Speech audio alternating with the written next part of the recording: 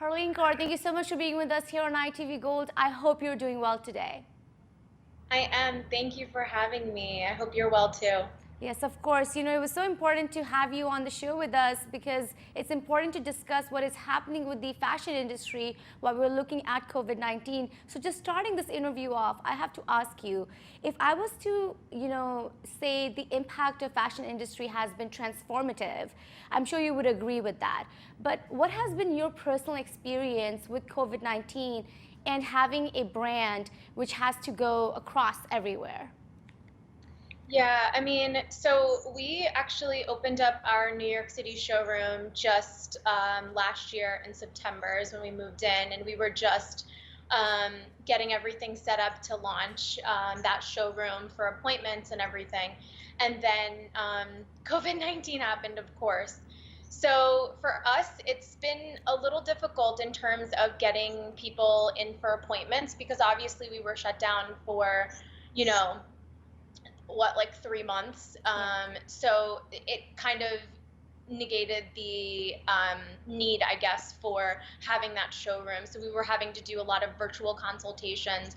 A lot of our customers are brides and grooms who decided that maybe they are going to go forward with their wedding, just do a civil ceremony, very small, intimate, and then next year they're thinking like doing a bigger event. So those customers were still trickling in very little, but of course all of the people that were buying for the weddings and events were obviously non-existent because those events weren't happening anymore. Luckily, we do have a good customer base overseas as well. So we were getting a few orders from there, and then we realized there was a need for masks, so we started doing that. It's just been a lot of pivoting here and there, Right. according to what's needed and what the industry is looking for. Yes. Harleen, you produce everything in the United States. Actually, you work out of the New York Fashion District, which is really popularly known. Yeah. How has everything been impacted in terms of your production and your sales? And when you're looking at these factories that were making your, your outfits, how has that relationship changed? What did you have to do in order to make sure that your, outfits are being made and the production continues to stay on? Yeah, so obviously the factories were closed for, March, April, May, and then I believe June was when they were able to start opening at a limited capacity. Fortunately, our factory was actually able to start making PPE, so they were running at a very limited capacity making PPE even before phase one started. So they were operating, and they kind of, although they weren't doing clothing, they were able to kind of get into the rhythm of opening at like a certain capacity, having all the precautions, or taking all the precautions rather within the factory, people wearing masks, socially distancing. So they kind of had that down at the point when phase one started, Right. and we were able to start producing our garments. So luckily for us, that wasn't really an issue, and they've been really good about getting all of our stuff to us on time. Of course, the other designers that produce with them have also been hit. So their, production has significantly gone down, as has ours.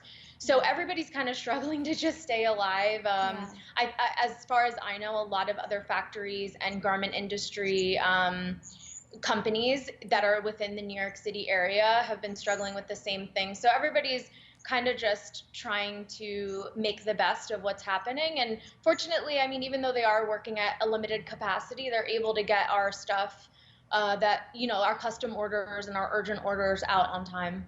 Harleen, when you're looking at the production in New York City and you're working with these factories, what has been your experience now that the factories are open? What is the production capacity? And also, did you have enough inventory before the lockdown to sort of sustain your orders? Yeah, so fortunately, what we did this year is we kind of pre-planned a lot of production based on the need we saw last year. So last year when we launched our 2019 collection in around about March, we saw a lot of inquiries coming in for product that was needed ASAP for destination weddings or weddings within the US that were in warmer areas. So what we did this year was we planned to produce a limited amount of stock for a lot of the 2020 collection. So luckily we had a lot of those things in stock, and I guess it was also detrimental to us because we had a lot of stock and obviously not that many weddings and events that people were going to. So, it was definitely, there were some positives and negatives about it, but now that things are starting again, that stock is moving a little bit better. And there were so many customers who reached out who said, we don't have an event to go to right now, but we love your brand, we love this outfit, so we're gonna just buy it and hold on to it and try and help you guys sustain everything, during this pandemic. Yeah, for sure. So and then also, so the capacity of you asked about the capacity of the factory right now. Yeah. So the capacity of the factory right now is operating at about like 50 to 60% of what they used to be able to, just because they have to take more precautions and they have less people in there at once. So, and also we have a long supply chain as well. So we have fabric that comes in from Turkey, from China, from Korea, from India, from Spain, from France. So, we had to factor all of those things in as well, but luckily we have a lot of fabrics in stock, so we're still able to produce some orders within 1 week. There's some that take, 4 to 6 weeks, but for the most part, our lead time hasn't really changed since everything opened back up. Yes, I know when things were closed, of course, it was a difficult time period for all small businesses. But my question to you now would be, when the lockdown is over, you're going back into production, there's a lot that's happening. What are some of your biggest challenges right now as a fashion designer who is producing from the US? Yeah, so some of our biggest challenges right now are just that, the US is spiking in cases again. Of course, New York is still doing pretty good, but the southern states, Texas, Florida, Arizona, those are all climbing. So, events are definitely going to be affected within the US for the next few months. So trying to figure out what we can do to kind of sustain ourselves for the time being. We started doing masks. The ones for the beard are doing really, really well for us right now. So we're hoping that that continues as people are taking the precautions that they need to while going out. It's just, I think, going to be about, assessing the situation as it comes, because, a month ago, we didn't know where we were going to be this month. A month before that, we didn't know where we were going to be that month, right? So everything's changing so quickly, and I think it's just going to take a lot of time, and just it's going to take a lot of time and energy for us to keep going and figure out what to do next. Right. While you're sort of, analyzing the situation as an entrepreneur, my question to you here would be, when we're looking at the entire fashion industry and what's happening with it, is e-commerce the way out for a lot of these brands such as yours? And how much are you relying on e-commerce right now in terms of getting more revenue for your company? Yeah, so we actually started as an e-commerce only platform. So we're obviously really well versed in that. Because we started off that way doesn't mean that we were solely being selling e-commerce when all of this happened. Like I said, we opened the showroom last year, and that's been a really good driving force for us to get more interaction with customers in person and for people to try on the clothes and see what they're like, before they purchase. So I definitely do believe that since the pandemic happened, we've obviously had to pivot completely back to e-commerce. And I think a lot of brands that weren't really focused on e-commerce before are focused now. And I think a lot of consumers are the ones who really liked that in-person experience probably will still start will start to go to those stores again once they reopen. But I think they're a little more inclined to purchase online now. I think they realize that there's a convenience and obviously an added safety measure by ordering stuff to your door and maybe being able to return it if it doesn't fit. So we have actually, within the time that everything happened in the pandemic, we changed our return policy for some in-stock items, things that were in stock and ready to ship. If somebody was worried about sizing, somebody had wanted to come in for an appointment, we were offering free returns within 2 days, or exchanges for a different size. I think a lot of different brands have again tried to figure out ways to change their models to reflect the times that we're in. Right, definitely. Harleen, did your company get any assistance from the government? We heard about PPP loans, and there's a lot that's been discussed in terms of helping small businesses across the country. What was your experience with it, if you had any? Yeah, so the application process was definitely longer than I would have liked. It took up a lot of time, but of course it was worth it. We got some assistance from the government, which was nice, but all in all, it's not going to be enough to sustain the brand long term. So we had to also figure out ways on our own, like I said, the masks, to kind of continue making money, because obviously the larger events that people are going to purchase some of our ready to wear collection for are just not going to be there, or they haven't been there, So I think it's definitely like a mix of both that have sustained us, but it was really, really nice to be able to get that little boost from the government. Yes, for sure, and hopefully there could be even more. We're hearing about it, and hopefully more businesses could be helped through it. I kind of want to take this part of the interview and just discuss quickly about this amazing new collection that you have come up with this season. But before that, we have to discuss masks. There's being mask mandates throughout the country in various states. Over here in New York City, everyone's obviously been pushing for wearing masks, protecting ourselves. You invented a really interesting mask which goes on for beards, and it's very friendly for South Asian Americans. Could you give us an insight into exactly what the mask is, and a little bit insight into what inspired you to create these looks? Yeah, so I as you know, actually, I am married to a Sikh Sardar. So he has a long beard, and he wears a pagdi. So of course, within the quarantine, he wasn't really wearing his pug that often because his work was also shut down. But he had issues with, those general disposable masks going over and covering his body. So, that was definitely an inspiration for it. And then also, I had so many family members who did have to go to work because they had essential jobs, and they were tying plugs to work, and they couldn't get the strings of the mask to actually go around their bug because they were too short. So they were like makeshifting them. They were like cutting them and like tucking them into the bug, and it seemed like such a hassle, and it just wasn't effective, right? Yeah. So I did a few iterations of this beard mask. I tried a few. My husband was the guinea pig. He tried on a few of them, and then finally we came to one that we really liked, and then we went forward with it. So initially I started just making them for some family members, and then they loved them so much that they had other people who were interested in them as well. So then we started producing them, and it's been really, really, the response has been really good, and we're actually in the process of donating some to some gurdwaras and some other like nonprofits that do work in the New York City area. But we just haven't been able to keep them in stock enough to do that yet. So hopefully we have another bigger round of production coming in next week. So we're going to be able to actually donate more than what we initially planned.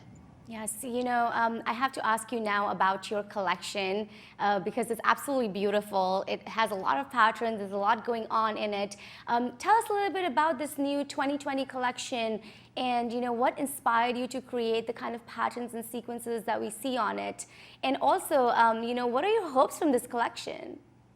Yeah, so I mean, I think I've talked to you about this before. My inspiration always varies so much from collection to collection. There's so many things that happen within the previous, 5 to 6 months before a collection is released, and all those things kind of inspire me and influence what is going to come out.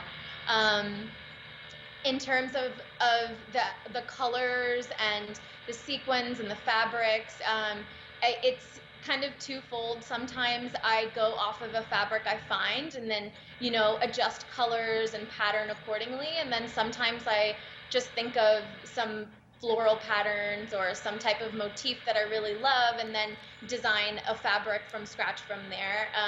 I did all of that this season. I also tried to give more unique or more like a bigger variety of more unique prints. A lot of feedback we got last year was that people wanted to see more prints and more designs, especially for men. So we tried to tackle that this year. My hopes for the collection are just that, once weddings resume, that people start to, or continue, I guess, purchasing from this one. And hopefully, I mean, we haven't made concrete plans for our 2021 collection because so many things are up in the air, but the beauty of a lot of the 2020 collection, just as it was, as was prevalent last year too, is that so many things are versatile. You can mix and match so many pieces. There's certain skirts that can pair with other tops in the collection, or they can pair with the matching top. It's meant to pair with things that are already in your closet. And some of the jacket dresses are meant to be worn throughout the day. So from day to night, whether you're at work, whether you're at dinner with some friends, or whether you're at an Indian wedding reception, we really tried to keep that in mind, again, going forward with this collection. Yes, for sure. And what I also found very interesting about the collection was the fact that this time your collection features children, it features members of all age groups. How important was that for you? And Harleen, for audience that's watching this right now on ITV Gold, give us a little insight into what Harleen Kaur as a brand is, and what you like to promote as your voice in fashion. Yeah, so I mean, as a brand, we definitely are, we have very strong values in terms of producing ethically and giving quality products to our customers. I think, in the past, when I was looking for Indian clothing for Indian events, I never really resonated with what was out there. So when I started, I wanted to do a lot of colors. I wanted to have stuff that resonated with Indian men, especially Sikh men. So providing turbans and more comfortable Indian garments for menswear was definitely important. Same with women's wear. I mean, we have like floral print skirts that are so comfortable. They are a lightweight satin, but they look like enough for an Indian wedding reception or a gala night. There's so many different variations of events that you could wear these items to. So having versatile, unique items was definitely important to us. We produce everything locally, like you said before, and that's just because I feel like I have complete control over what's going on. I can walk into my factory before COVID. I could walk into my factory every day to see what was going on. So that was really important. And then last year we got a lot of inquiries for kids wear. So we did a lot of custom kids wear last year. So I figured maybe we should include it in the collection this year. And I love the look of when like an entire family is kind of like on the same color scheme, same page for a certain event or wedding. So that was really nice to be able to do those family looks this collection. And another huge thing for us is sourcing responsible materials. And I'm not sure if you saw, but this collection we actually included even more sustainable clothing options. So we have new fabrics that are actually partially recycled and partially recycled cotton, partially recycled polyester. And then we use fabrics from a mill that is actually Ecotech certified. So what that means is they don't use harmful chemicals and dyes in the process of dyeing the fabrics and printing on the fabrics, which is also really important in terms of, creating a sustainable a more sustainable fashion industry. So we're working towards doing more of that for next year. It's definitely a process that takes time because there's so many things that there's not really good sustainable options for yet, but we're trying to push those forward, like, sequins and metallics. Those are things that are a little harder to find that are sustainable, but we're pushing that too. Oh, wow, that's so exciting. And I really appreciate you for giving an insight into your collection. Harleen, what's coming up next for you? And the next couple of months, while we get out of COVID, hopefully, what are your hopes for your company? Yeah, so I mean, the idea of thinking 2 to 3 months ahead is kind of daunting right now, just because everything's been so up in the air. So we're just trying to take it day by day. We did have a bridal collection that was in the works, almost done when everything hit with the pandemic in March. So continuing to design that collection and maybe even tweak it a little bit based on, what we feel is going to be more necessary. We'll probably end up doing that within the next few months to launch at the beginning of next year. Like I said before, the 2021 collection is kind of up in the air right now when we want to release it and how we want to release it, because so much of our collection this year hasn't had its fair share of wearing either yet. So we'll see what happens in the next few months, but just kind of, taking it day by day is what we're doing. Well, I truly appreciate you for your time here on ITV Gold, Harleen. My one last question to you has to be, for our audience that's watching you on ITV Gold, what would you like them to know about the brand Harleen Kaur, and what do you want them to learn from it? So the main thing that we love to promote is just, knowing where your items are coming from, knowing who's designed your clothing, supporting local businesses. The idea of having that connection to the person who made your clothes or the person who designed your clothes is something I've always cherished. And I know a lot of people in our generation do as well. I think over the last 10 to 20 years, a lot of people have lost that connection with these fast fashion retailers. You have no idea who's making your clothes, and to be honest, some of the people that are making most of the clothes that you're wearing are actually not even being treated fairly. They're not being paid adequately. They're in working environments that are really, really terrible. So just, gaining that type of connection back, I think, is so important, and really finding clothing, and whether it's my label or somebody else's, really getting to have an option that resonates with you and your personality, I think, is so important, because as an American, I'm also Indian and Thai, but that doesn't mean that all of the stuff in Thailand is going to be perfect for me. That doesn't mean that all the stuff in India is going to be perfect for me. That doesn't mean that all the stuff in America is going to be perfect for me. But, I feel like I've kind of carved out this aesthetic for our brand that I'm really happy with, and that I have found that's resonated with a lot of people. So finding that type of brand that meshes with, your ideas and wants and needs, I think, is so important, especially now. Yes, of course. Well, it was, again, a pleasure having you here on ITV Gold. It's always a pleasure. I hope and pray for the best for your brand and for you, and please stay safe and healthy.